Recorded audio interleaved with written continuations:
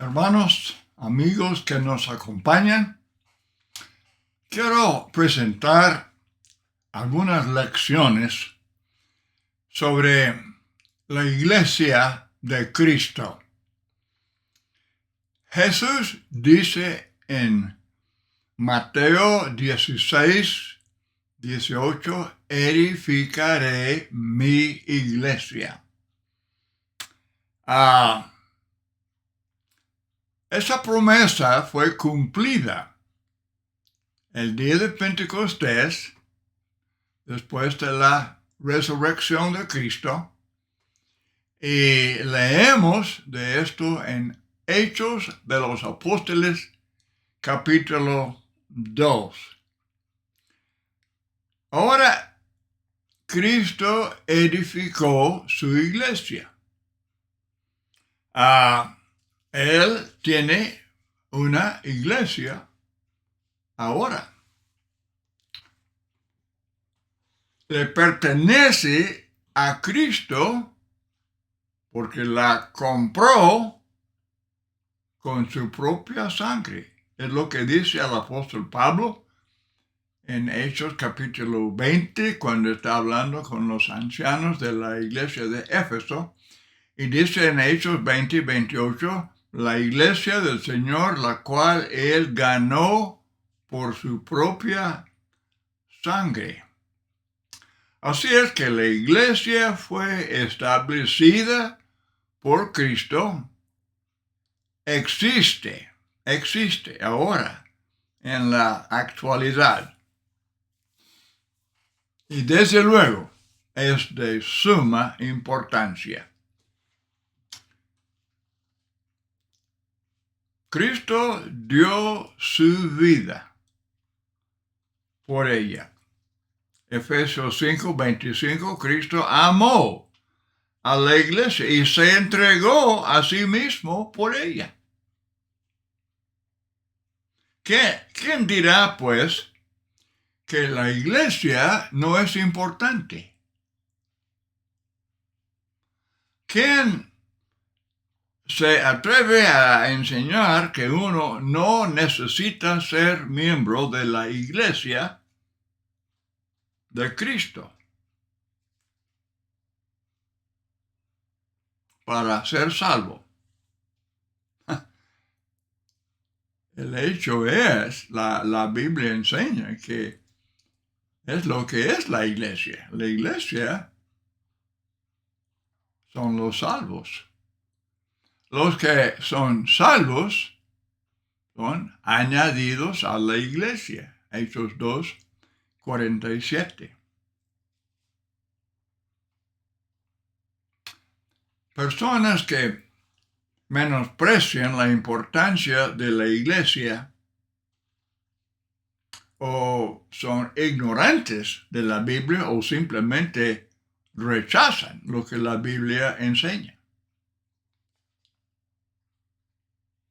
Es un pecado despreciar la iglesia, porque Cristo la amó, se entregó a sí mismo por ella. La iglesia del Señor, Hechos 20:28, la cual Él ganó con su propia sangre. Además, esto nos hace ver que vale la pena estudiar la Biblia para saber lo que la Biblia enseña acerca de la iglesia. Vamos comenzando con el hecho muy claro, muy obvio, de que hay una sola iglesia. Edificaré mi iglesia. Es lo que la Biblia dice, hecho en Mateo 16:18. Mi iglesia. Jesús nunca habló de otra. Nunca. Los hombres hablan de cientos de iglesias. Cristo y los apóstoles hablan de una sola iglesia. Pablo, el apóstol, habla de la iglesia, la cual es su cuerpo, es lo que dice Pablo, la iglesia, la cual es su cuerpo, Efesios 1, 22, 23, y luego en la misma carta, Pablo afirma que hay un solo cuerpo, como hay un solo Dios, un solo Cristo, un solo Espíritu Santo, hay un solo cuerpo. También dice a los Corintios, son muchos los miembros, pero el cuerpo es uno solo. Y el cuerpo es la iglesia. En el mundo es cierto que existen muchas iglesias. Dicen los hombres que pues todas las iglesias son buenas. Bueno, si están hablando de gente moralmente buena, gente servicial, gente amable, pues claro que sí. Pero estamos hablando de la palabra como la Biblia la usa. Estamos hablando de la identidad de esa iglesia que Cristo edificó, esa iglesia que Él compró con su propia sangre.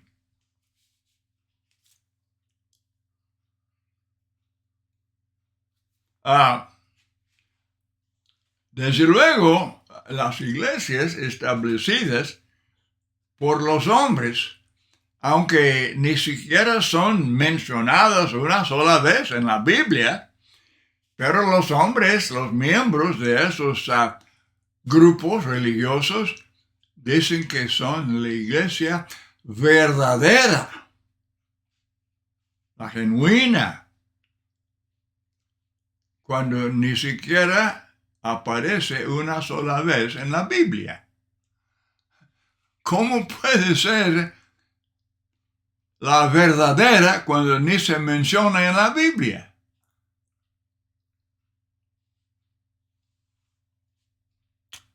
Y tampoco se mencionan en la Biblia tantas doctrinas de ellas, tantas prácticas de aquellas iglesias. Lamentablemente, muchos, como dice el apóstol Pedro, tuercen las escrituras. Dicen que Cristo es la vid y que todas las iglesias son las ramas o los pámpanos de la vid. Como ellos citan Juan 15, verso 5. Pero la verdad muy obvia, si alguna persona es sincera y quiere saber lo que la Biblia dice, lo que enseña, es que Cristo está haciendo una comparación entre sus discípulos y los pámpanos de la vid, las ramas de la vid. Sus discípulos, no está hablando de distintas denominaciones, claro que no, ni existieron. Él tenía discípulos y eran pámpanos o ramas de la vid. Juan 15, 5.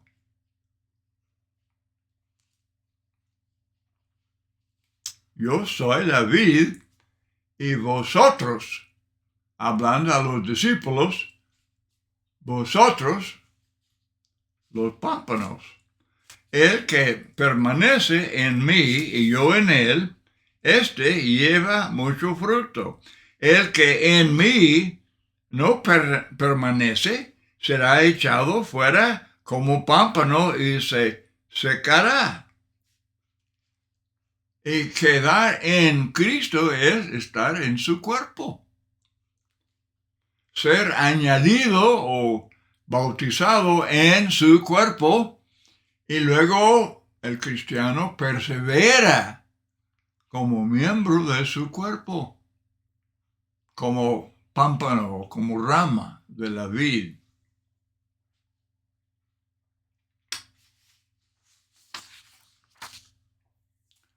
¿Por qué insistimos en que hay una sola iglesia?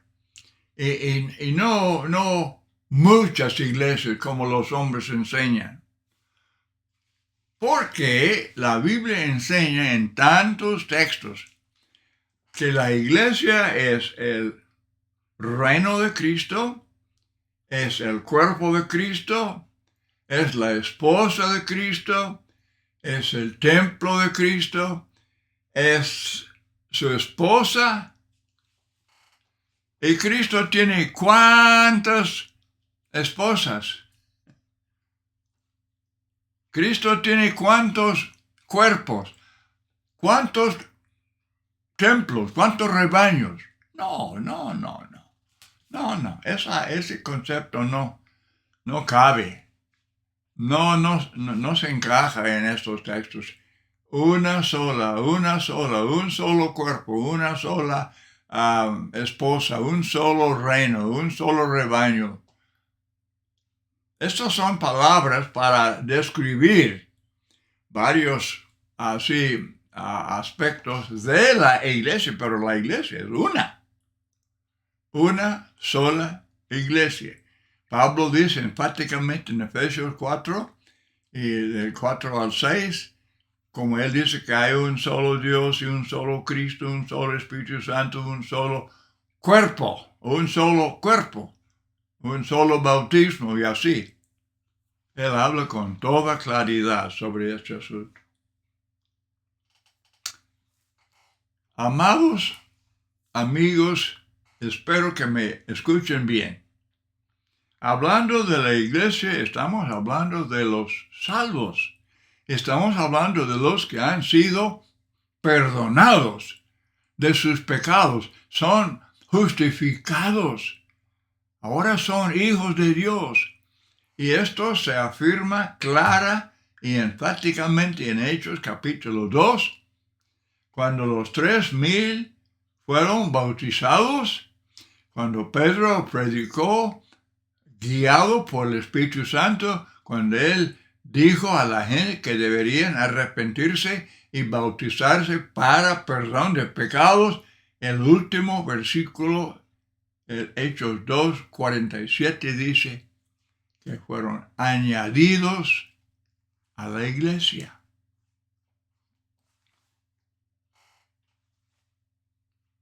Son los salvos.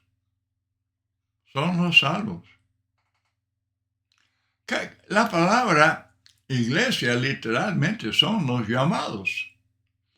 Son los llamados por el Evangelio. Dios nos ha llamado y hemos oído, hemos escuchado la voz de Dios y hemos salido del mundo para ser su pueblo. Así somos los llamados en el sentido de responder a la invitación de Dios. Entonces la cuestión de la singularidad de la iglesia se resuelve fácilmente si uno reconoce que la iglesia es precisamente el cuerpo de los salvos. Es decir, lo que uno hace para ser salvo también le constituye miembro de la iglesia de Cristo. Es lo que la Biblia enseña. En lenguaje muy sencillo y nada figurado, no es lenguaje que necesite interpretación de hombres ya muy letrados y todo. No, es un mensaje que todo el mundo puede entender. Y cada quien debe tener su propia Biblia.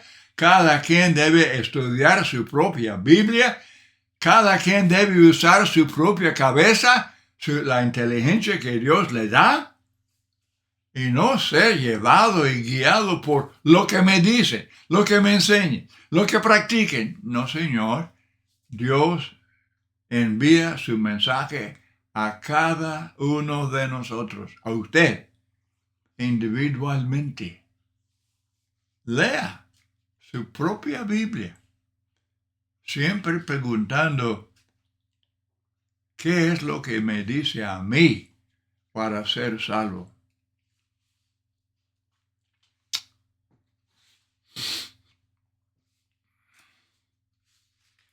Así que los que recibieron su palabra fueron bautizados y se añadieron aquel día como 3,000.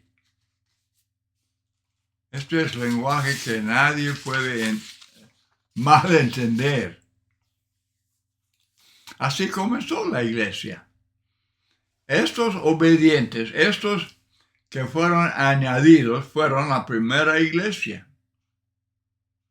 Y desde esa fecha, a través del Nuevo Testamento, la iglesia es mencionada por los escritores como una realidad. La iglesia existió, se había establecido. Cristo ya murió para comprarla y existe. Edificaré mi iglesia, lo hizo. Entonces, uno debe leer su propia Biblia, siempre preguntando exactamente qué debo hacer para llegar a ser miembro de la iglesia de Cristo. Bueno, desde luego ya contesté. Ya expliqué, pero vamos analizando con cuidado. No, yo no pido disculpas por repetir. La repetición es muy valiosa. Ok, la pregunta cómo llegar a ser miembro de la iglesia equivale a la otra pregunta, ¿qué hace uno para ser salvo? Exactamente. En efecto, es la misma cosa. Es el mismo proceso. Uno no cumple con ciertos requisitos para ser salvo y luego con otros requisitos llega a ser miembro de la iglesia. No, la Biblia no dice eso.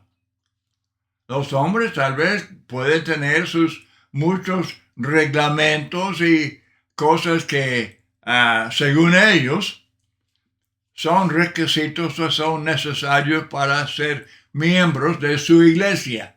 Bueno, es de ellos, es iglesia de ellos, es iglesia de los hombres y de las mujeres. Y lo que ellos enseñan es cosa de ellos, es suya. La iglesia es de ellos. Y pueden enseñar cualquier doctrina, claro. Pero no es Biblia. No.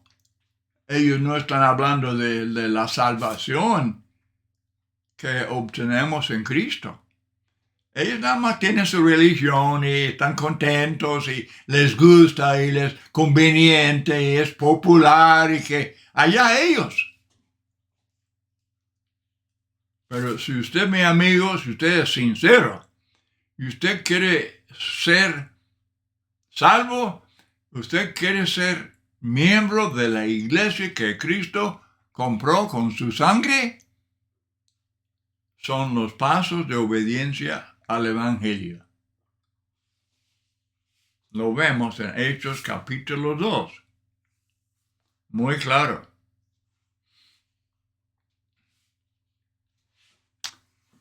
Frecuentemente los hombres, hablando de sus iglesias, dicen que, pues yo fui salvo en tal fecha y luego ya 2 meses después me junté con X denominación. Ok, es cosa de ellos, pero no es Biblia.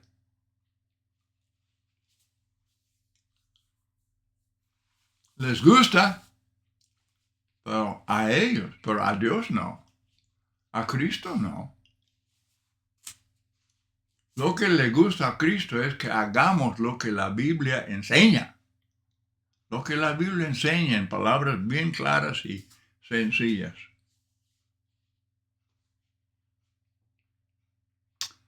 Muy interesante, es un texto, un evento muy especial. Hechos, capítulo 8, lea desde los versículos 36 hasta el fin del capítulo. Y es un hombre que anda en su coche leyendo la Biblia y tiene preguntas, tiene dudas. Está leyendo Isaías 53 y no entiende de quién habla Isaías. Y él predica a un evangelista llamado Felipe. Le pregunta de quién habla el profeta. Felipe le explica que está hablando de Cristo. Isaías 53 está hablando de Cristo. Es profecía de Cristo, profecía de su muerte. Y Felipe explica esto a etíope. Y entonces pues, el hombre se anima y él entiende lo que le dice Felipe, porque es un mensaje muy, muy sencillo, muy claro. Y Felipe le dice que a personas que creen esto deberían obedecer al Evangelio, deberían ser bautizados para el perdón de pecados. Y el etíope dice, bueno, aquí hay agua, aquí por el camino hay una laguna, un río, algo, hay agua. ¿Qué impide que yo sea bautizado? Dice Felipe, si crees, bien puedes. Y él dijo que yo creo. Creo que Jesucristo es el Hijo de Dios. Excelente. Entonces bajaron al agua. Felipe le bautizó, le sumergió, le sepultó, Romanos 6:4, le sepultó en el agua. Y luego al resucitar, este etíope, él siguió su camino gozoso. Pues claro, porque había obedecido al Evangelio. Fue salvo. Fue añadido a la iglesia que Cristo compró con su sangre. Y eso es nada más uno. Hechos de los Apóstoles tiene varios ejemplos de personas como este que oyeron el Evangelio y lo obedecieron para obtener la salvación de sus almas.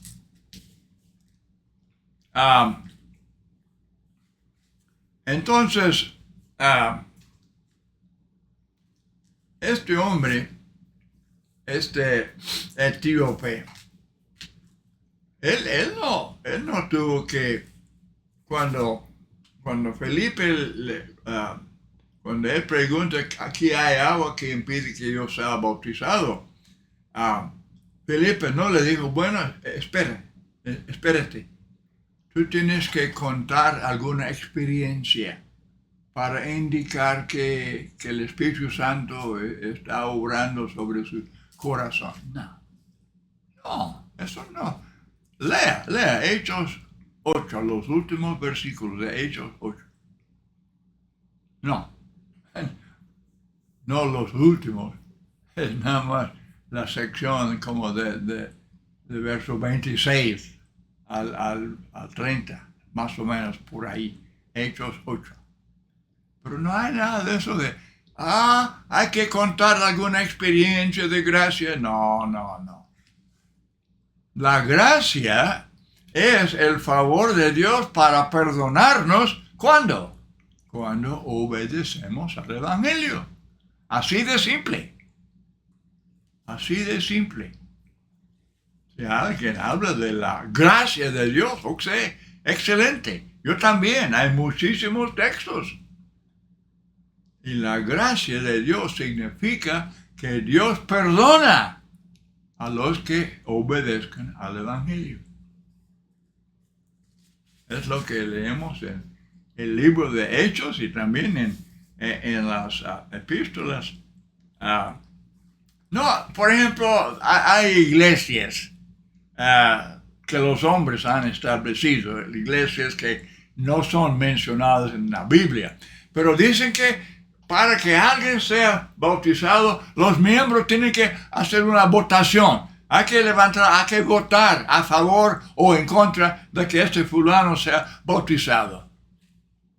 Por favor, eso no es Biblia. ¿Dónde encontraron eso?